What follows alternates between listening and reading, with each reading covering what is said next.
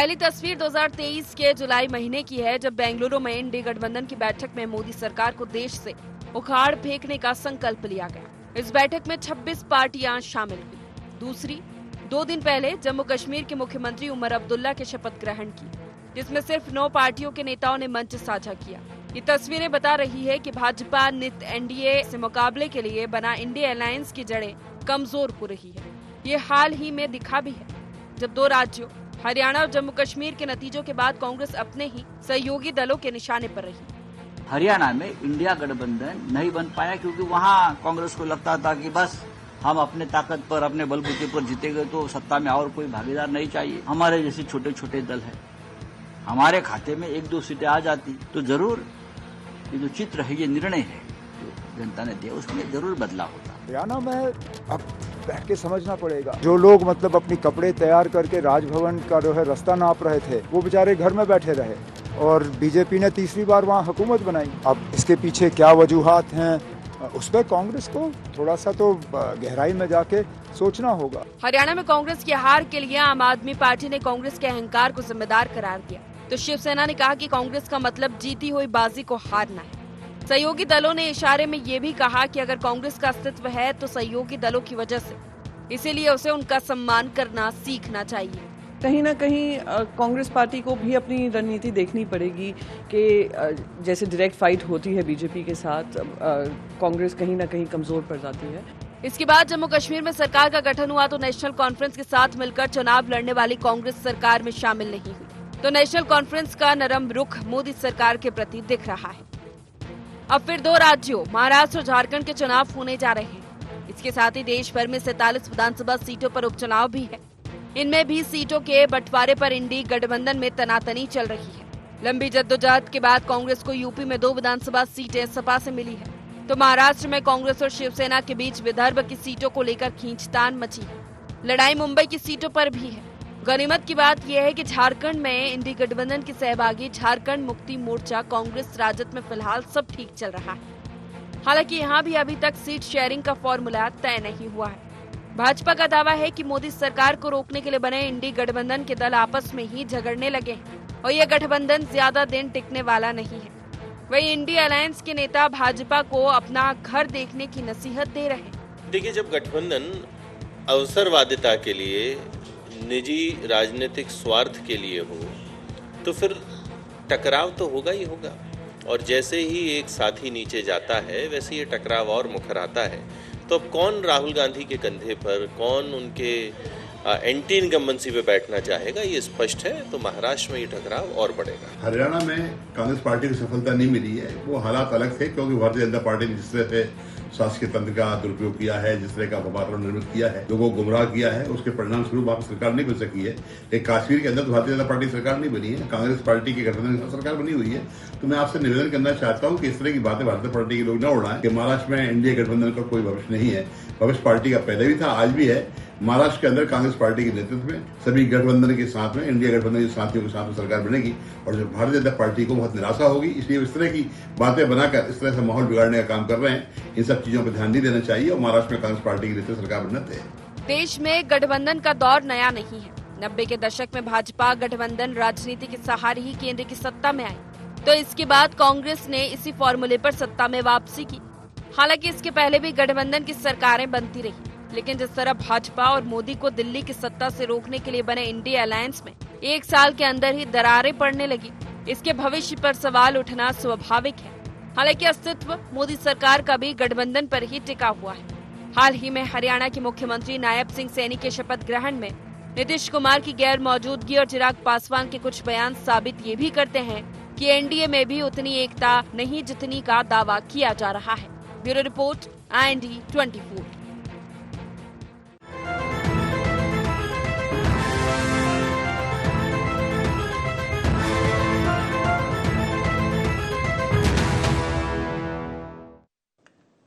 नमस्कार, IND agenda गठबंधन की गांठ में आपका स्वागत है। मैं हूं आपके साथ नवीन पुरोहित। चर्चा को विस्तार देंगे, उसके पहले IND एजेंडा के मुख्य बिंदुओं की तरफ एक निगाह डालते हैं।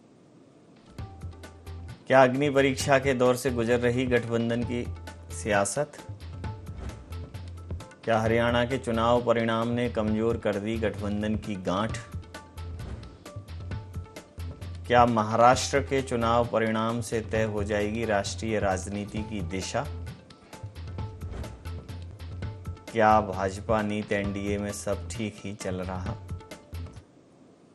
नमस्कार, इन्हीं सवालों के साथ चर्चा में आप सबका पुनः स्वागत है।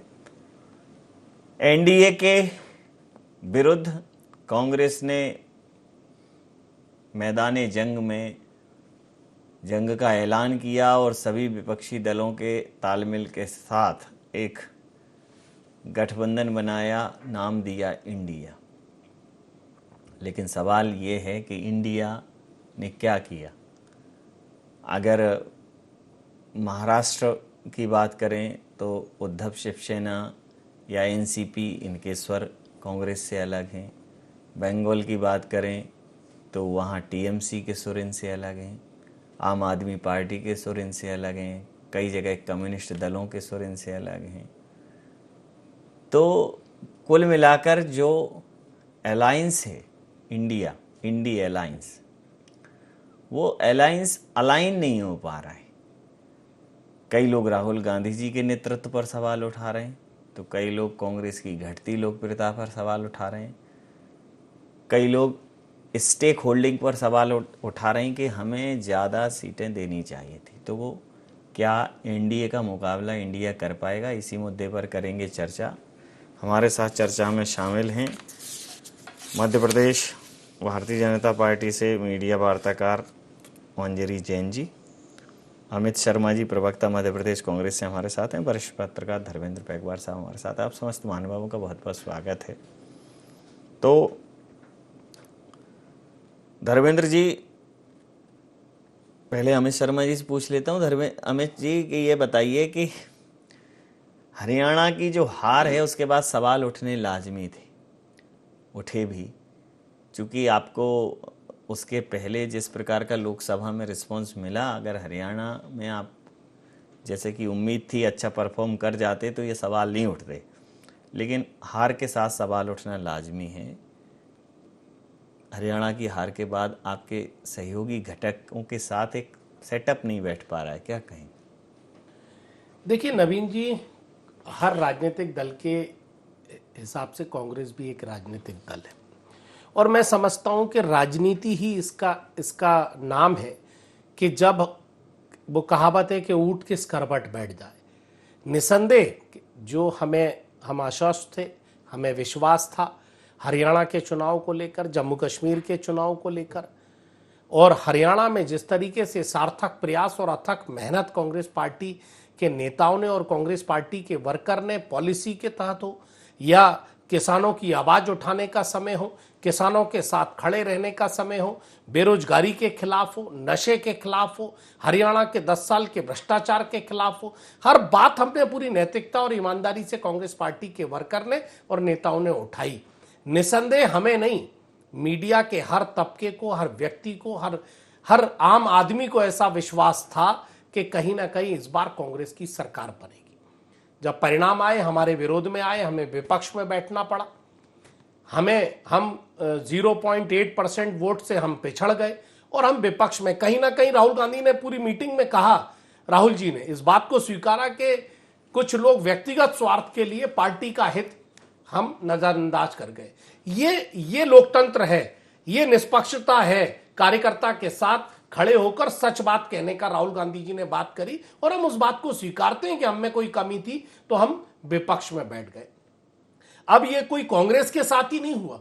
मैं याद दिलाना चाहता हूं कि हम जम्मू कश्मीर चले जाएं, हम महबूबा मुफ्ती को याद करें, हम मोदी जी को चले जाएं, हम बिहार आ जाएं, नीतीश जी और अमित शाह और मोदी जी के क्या रिश्ते थे, टूट के फिर क्या बयानबाजी हुई। लेकिन आज राजनीतिक परिवेश अलग है। हम चंद्रबाबू नायडू जी के पास चले जाएं, तेलंगाना जब हैदराबाद था तो पहले उनके साथ थे, फिर किसके साथ थे, और तमाम ऐसे राजनीतिक दल हैं जो कहीं ना कहीं जो भारतीय जनता पार्टी से पहले दूरी बनाते थे। भारतीय जनता पार्टी ने भरपूर बुराई करी, भरपूर विरोध करा, और आज उनके साथ है, जो साथ थे वो दूर है।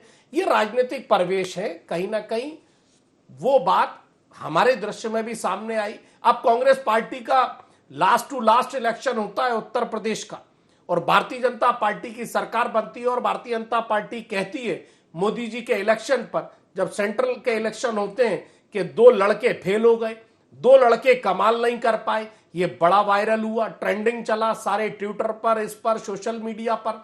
लेकिन आज जब 2024 का चुनाव होता है तो वही 2 लड़कों ने कमाल भी कर दिया, वही 2 लड़कों ने लड़की हूं लड़ सकती हूं भी बता दिया, और तमाम सारी चीजें आज उत्तर प्रदेश जो कहीं ना कहीं स्वयं प्रधानमंत्री जी को, स्वयं अयोध्या की नगरी को तमाम कोशिशें करने के बाद जिन्होंने आभा मंडल बनाया, इनको वहां मुंह की खानी पड़ी, इनकी नीतियों का विरोध हुआ, इनके कार्यों का विरोध हुआ। अंतिम बात, और इसीलिए मैंने कहा कि राजनीतिक परिस्थितियां हर समय की अलग होती हैं, और हरियाणा का जो रिजल्ट था वो हमें विपक्ष की भूमिका में बैठाया है।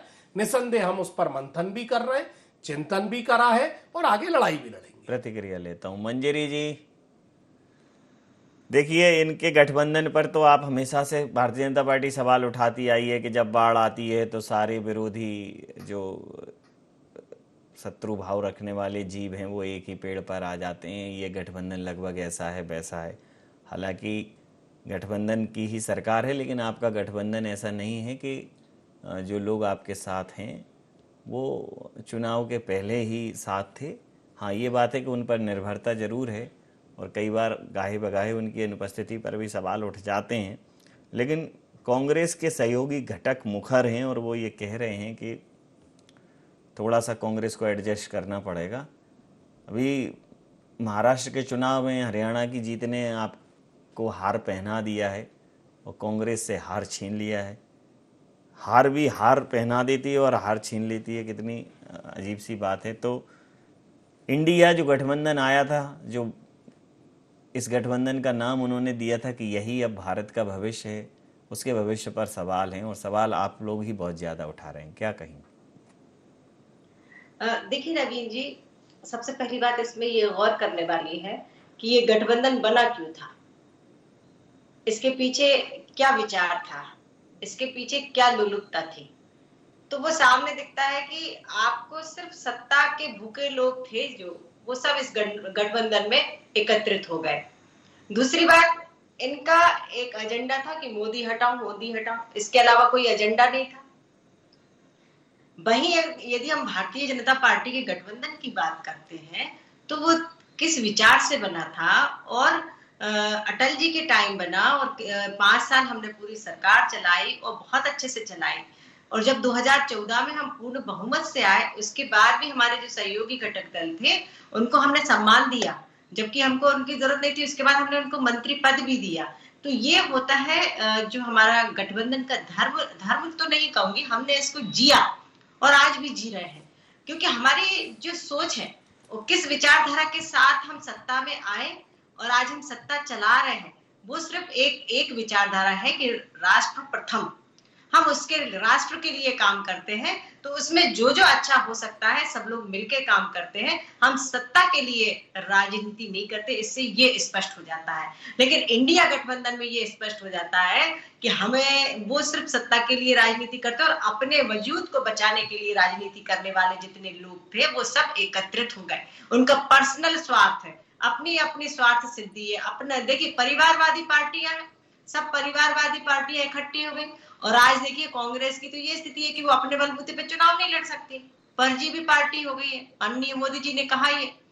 तो कहीं ना कहीं ये जो सत्ता लोलुप लोग थे, आज जनता ने उनको जवाब दे दिया। अभी अमित जी कह रहे थे कि जनता ने जो है दोनों ने लड़की हूं लड़ सकती हूँ, और राहुल जी ने ये बता दिया। तो मुझे ये समझ में नहीं आता कि ये किस बात को लेकर खुश होते हैं कि जो लोग दहाई का आंकड़ा पार नहीं कर पाए वो बड़े खुश हो रहे हैं कि हमने ऐसा कर दिया, हमने वैसा कर दिया। आप इस बात के लिए कि भारतीय जनता पार्टी की सीटें जो है बहुमत का आंकड़ा नहीं छू पाई, लेकिन देखिए हमने कभी नहीं कहा कि हम अकेले चुनाव लड़ रहे हैं। हमारा जो गठबंधन था शुरू से और आज तक वो साथ में चला आया, हमने मिलकर चुनाव लड़ा और हम बहुमत में आए, और आज भी हम सब साथ मिलकर काम कर रहे हैं। वहीं दूसरी तरफ देखिए आप सीटों के बंटवारे पर कैसे मैं तो ये कहूंगी गठबंधन में तो लड़ाई हो ही रही है, तो कांग्रेस पार्टी के अंदर देख लीजिए कि किस तरीके की जूतम पैजार चलती है, पीसीसी के अंदर कांच फोड़ दिए जाते हैं दफ्तर के अंदर।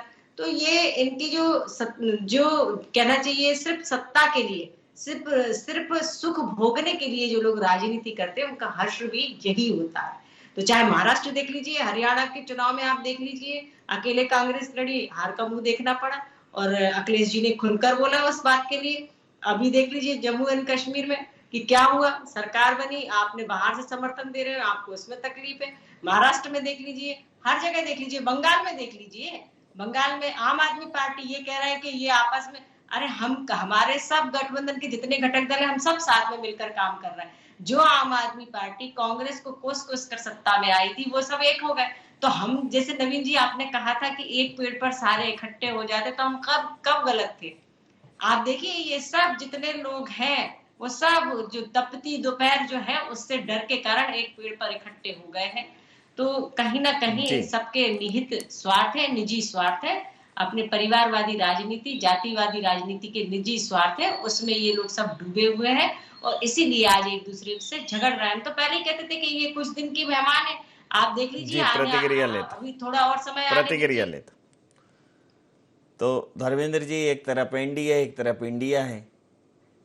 एक गठबंधन जो है वो चुनाव पूर्व गठबंधन था और एक चुनाव के समय बनाया था और उस समय पे धीरे धीरे मतलब बन गया गठबंधन, पर नेता कोनो तमाम असमंजस थे। तो असमंजस का गठबंधन कोई रचनात्मक काम कर दे, ये मतलब कोई रचनात्मक परिणाम दे दे, ये थोड़ा सा मुश्किल ही है। और अब जब इस प्रकार से कांग्रेस के लिए इस प्रकार की बातें आती कि वो सीट शेयरिंग नहीं करते, हमें लड़ा लेते, ये करते, तो ये इससे और हताशा झलकती। अभी महाराष्ट्र में चुनाव है, अभी वहाँ भी फॉर्मूला सेट करना पड़ेगा, तो थोड़ा रास्ता कठिन तो है। कांग्रेस को लीड करना है तो सहभागिता तो सुनिश्चित करनी होगी और वो भी संतोषजनक।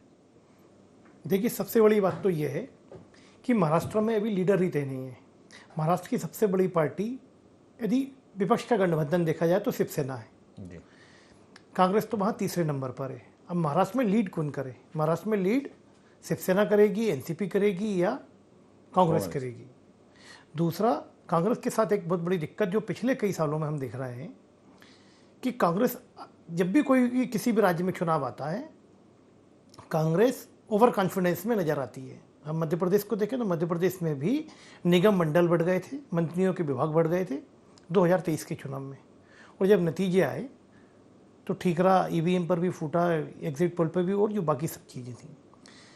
जम्मू एंड कश्मीर का चुनाव है, मैं आईएनडी के माध्यम से ये बताना चाहता हूँ कि राहुल गांधी जी खुद को कश्मीरी ब्राह्मण कहते हैं, और कश्मीरी ब्राह्मणों का जो सबसे बड़ा रीजन है वो जम्मू क्षेत्र है। जम्मू क्षेत्र में कश्मीरी ब्राह्मणों के नेता की पार्टी कितनी सीटें जीती? जम्मू क्षेत्र में, हम घाटी छोड़ दें। यही बात आप देखिए, इनका कोई वैचारिक गठबंधन कुछ नहीं है। जो लालू प्रसाद यादव कांग्रेस के विरोध से नेता बने देश में आपातकाल में, वो लालू प्रसाद यादव अब इंडिया में है। शिवसेना, उद्धव ठाकरे मतलब उनके पिताजी बाला साहब ठाकरे जीवन भर कांग्रेस के विरोधी रहे। अब वो शिवसेना जो हिंदुत्व की राजनीति करती है, वो शिवसेना और MIM मुस्लिम इत्तेहाद मुस्लिमीन, वो दोनों वहाँ पर महाराष्ट्र में एक साथ हैं।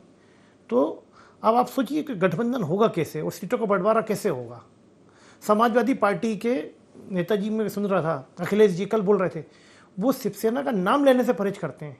शिवसेना की जो कट्टरपंथी छवि रही है पूर्व के वर्षों में, अब तो वो MIM के साथ सरकार में थी पिछली बार, लेकिन अखिलेश यादव शिवसेना का नाम नहीं ले रहे हैं क्योंकि उनको लगता है कि यूपी में इलेक्शन है, शायद उनके बाई इलेक्शन में लोग नाराज हो जाएं, उनका जो मतदाता है। तो जब भी कोई चुनाव पूर्व गठबंधन होते हैं तो उसमें वैचारिक मेलजोल बहुत जरूरी होता है। लेकिन आप देखिए कि अभी जो भी गठबंधन बन रहा है इंडिया अलायंस के खास तौर पर, वो एक दूसरे से पूर्व में लड़ते रहे हैं। शरद पवार इसका बहुत बड़ा उदाहरण है।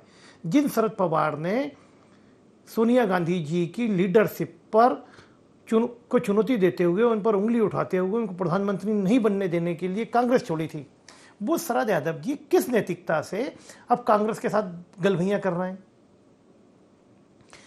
अब इसको जनता देखेगी। फिर आप यदि, मुझे नहीं लगता कि वहाँ पर, मैं भी कोई भविष्यवाणी नहीं कर रहा, इन केस यदि वहाँ पर नतीजे भाजपा गठबंधन के साथ जाते हैं तो फिर इसमें एक बहस उठेगी कि साहब वो तो वहाँ पर नतीजे तो उलट आ गए, वहाँ पर तो कुछ और हवा थी। हवा, एक मंच पर 20 लोग खड़े हो जाएं और हाथ उठा लें, उससे चुनावी हवा नहीं बनती है। आपसे कहीं ना कहीं हरियाणा में गलती हुई। हरियाणा में आप एक जाति एक वर्ग को साधने में लगे रहे। हरियाणा में आपके पास दलित लीडरशिप थी। हरियाणा में मैंने हरियाणा को बहुत करीब से देखा है, एक पत्रकार की दृष्टि से, कई साल काम भी किया मैंने। हरियाणा में जितना एक जाट समुदाय है उतनी ही आबादी दलित समुदाय की, 22% आबादी वहाँ पर दलित समुदाय की है, जिसमें से 16% वाल्मीकि समाज है। अब आप दलित नेता को एक साइड रख दोगे, उसको सीटें नहीं दोगे, नेताओं के सूट सिला जाएंगे, राजभवन में जाने की तैयारियां हो जाएंगी, मंत्रियों के विभाग बढ़ जाएंगे, तो फिर आप जब नतीजे आएंगे तो आप कहोगे कि साहब ईवीएम से चुनाव नहीं होने चाहिए। आप देखिए, जब 2023 में, सॉरी अमित जी एक मिनट, 2019 में जब लोकसभा के नतीजे आए तो पूरे देश में उमर अब्दुल्ला, मैं उनकी इंटेलिजेंसी की तारीफ करूंगा, उमर अब्दुल्ला ने एक बयान दिया था कि विपक्ष को सब कुछ 24 भूल जाना चाहिए, विपक्ष को 29 की तैयारी करनी चाहिए। ये किसने कहा था? उमर अब्दुल्ला ने, जो कि भाजपा के खिलाफ चुनाव लड़ रहे थे 2019 के लोकसभा चुनाव में, जब भाजपा 303 सीटें जीती थी। तो ये इस बात को आप, विपक्ष में बहुत समझदार नेता है, वो भी राजनीतिक परिवार से आते हैं, वो लंबे समय से राजनीति कर रहे हैं, युवा हैं, पढ़े लिखे हैं, तो उनने देखा था। आप 24 में देखिए क्या हुआ। आप ठीक है, आप 52-53 सीट से 99 पे चले गए, लेकिन कांग्रेस को या इंडिया गठबंधन को एक मजबूत विपक्ष देने के लिए या राज्यों में सरकार बनाने के लिए वो सब काम भी करना पड़ेंगे जो भाजपा कर रही है। भाजपा कम से कम, भाजपा संगठन के तौर पर और रणनीति के तौर पर बहुत आगे की सोच रख के काम करती है। जी, मैं संक्षिप्त प्रतिक्रिया लूंगा इस दौर में, पहले दौर में पर्याप्त हो गए, एक मिनट की प्रतिक्रिया है, उतना ही समय है। जी बोलिए। देखिए नवीन जी, भारतीय जनता पार्टी और कांग्रेस पार्टी में जब एक पावर, उसकी ग्रुप की बात आती है तो कहते हैं इनमें कई गुट हैं, और वही बात अगर भारतीय जनता पार्टी में होती है तो सारे कुछ वरिष्ठ पत्रकार, कुछ तमाम भारतीय जनता पार्टी के इंटेलेक्चुअल लोग, वो कहते हैं कि ये 3-4 पावर सेंटर हैं। एक तो ये अंतर है। दूसरी सबसे बड़ी बात, अब आप देखिए राजनीतिक की बिसात देखिए, प्रधानमंत्री महबूबा मुफ्ती के साथ गले मिलाते हैं, कोई चर्चा नहीं होती, हार जाते हैं, अपने आप समर्थन वापस ले लेते हैं। सूट तो भारतीय जनता पार्टी के जम्मू कश्मीर के प्रदेश अध्यक्ष ने भी सिलवा लिया था, और शायद याद होगा एक वीडियो वायरल हुआ था कि कितने लोग शपथ में जाएंगे, तुम लोग तैयारी कर लो, तो वो खुद ही बेचारे चुनाव हार गए और उंगली हम पर उठा रहे हैं। अब दूसरी बात उत्तर प्रदेश की, उत्तर प्रदेश में किस तरीके से परिणाम आए और सत्ता का लोलालपन क्या होता है, मेरी बहन को बस 1 सेकंड में वो बताऊंगा कि यही वो नीतीश कुमार हैं जो अमित शाह कहते थे कि गद्दार, बिहार का कोई गद्दार व्यक्ति है तो नीतीश कुमार है, और नीतीश कुमार कहते थे अगर कोई तड़ीपार और अपराधी है जो भारतीय जनता पार्टी के संबंधों को खराब कर रहा है तो वो अमित शाह है। आज दोनों साथ बैठे हैं। नरेंद्र मोदी जी ने मनमोहन सिंह जी को कहा था कि सपोर्ट वाली सरकार चलाने से अच्छा मैं लात मार देता ऐसा बैसाखी की सरकार पर, और आज वही नरेंद्र मोदी जी जो 400 पार होने वाले थे 56 इंच के, वो बैसाखी पर हैं। चंद्रबाबू नायडू आंध्र प्रदेश में, तेलंगाना में कहते हैं कि मुस्लिमों को 4% आरक्षण मिलेगा, और उसी सरकार का विरोध केंद्र की नेतृत्व भारतीय जनता पार्टी करती है। नीतीश कुमार कहते हैं जाति जनगणना होगी, और नरेंद्र मोदी उस बात का विरोध करते हैं। ये बैसाखी की सरकार है। और आखिरी बात, आज जो हरियाणा में शपथ हुई है, मेरी विद्वान बहन को बता दूं कि जिस जातिवाद, परिवारवाद की आप बात कर रही हैं, कि हरियाणा की सरकार में उन 4 बच्चों को लिया है जो भारतीय जनता पार्टी के बड़े नेताओं के बच्चे हैं। इसलिए परिवारवाद पर उंगली उठाने से पहले अपने अंदर झांक। मंजरी जी, एक संक्षिप्त प्रतिक्रिया चाहूंगा आपकी। बस मैं नवीन जी यही कहना चाहूंगी कि आज जितने भी देश के अंदर दल हैं वो कांग्रेस की देन है। कांग्रेस से टूटकर बने हैं आज जितने भी क्षेत्रीय दल बने हैं, और कांग्रेस का आज जो हर्ष हुआ है वो इसी नकारात्मक राजनीति के कारण हुआ है कि वो सिर्फ जो है नकारात्मक भाव से ही राजनीति करती आई है, और सिर्फ अपना भला सोचना, कैसे राहुल गांधी प्रधानमंत्री बन जाए, इसके लिए पूरी पार्टी लगी रहती है। और एक व्यक्ति को नेता बनाने के चक्कर में आज पूरी जो पार्टी है वो हाशिए पर आ गई है।